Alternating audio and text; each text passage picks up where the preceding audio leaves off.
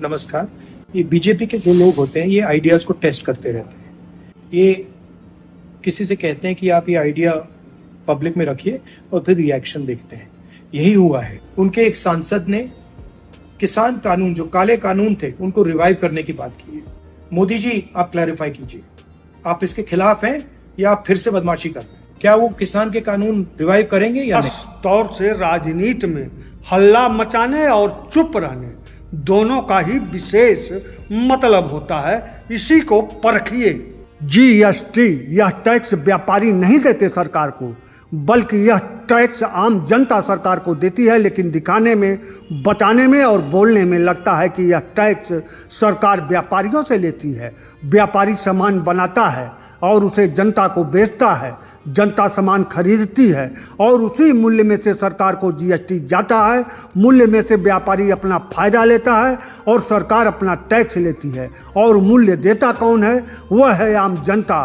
तो सरकार जीएसटी लेती आम जनता से है, कहती है व्यापारियों से ले रही है।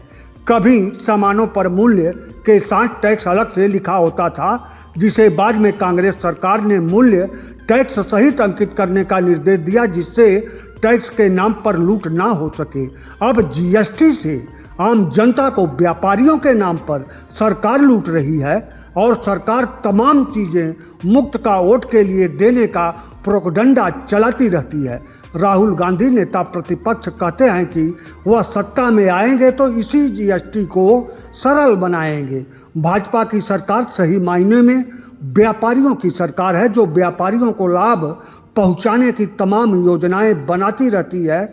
उसी में से एक यह जीएसटी भी है, जिसे बहुत बारीकी से अपने व्यापारियों को सरकार फायदा देती है और विरोधी व्यापारियों पर लगाम लगाती है। राहुल गांधी लगातार कहते हैं कि सरकार ने 16 लाख करोड़ रुपए अडानी और अंबानी का कर्जा माफ़ कर दिया, तो सरकार ने यह कर्ज माफ़ी इसी जीएसटी के आड़ में किया है।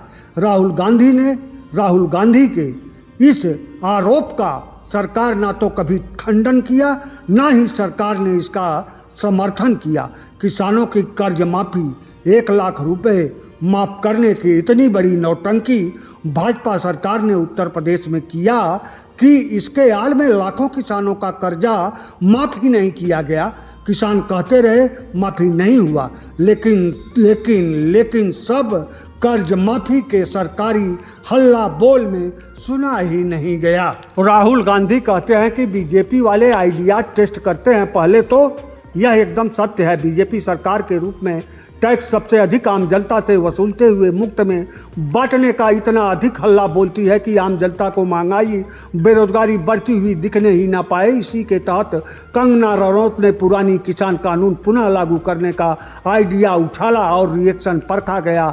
और अब अध्ययन चालू है, क्योंकि भाजपा के व्यापारी बंधुओं का हित इसी किसान कानून में छिपा है और भाजपा इसे लागू करके रहेगी। बस भाजपा वोट का नफा नुकसान का अध्ययन कर रही है। आम आदमी के हितों की रक्षक कांग्रेस भी नहीं रही है, लेकिन पिछले 1 दशक से भाजपा सरकार ने कांग्रेस को भी आम आदमी को निचोड़ने में बहुत पीछे छोड़ दिया है। ऐसे में आम आदमी के पास भाजपा सरकार से बचने के लिए एकमात्र विकल्प कांग्रेस ही बची है। और राहुल गांधी गाहे बगाहे आम आदमी की पीड़ा को उजागर करने वाले फिलहाल राष्ट्रीय स्तर पर एकमात्र नेता बचे हैं।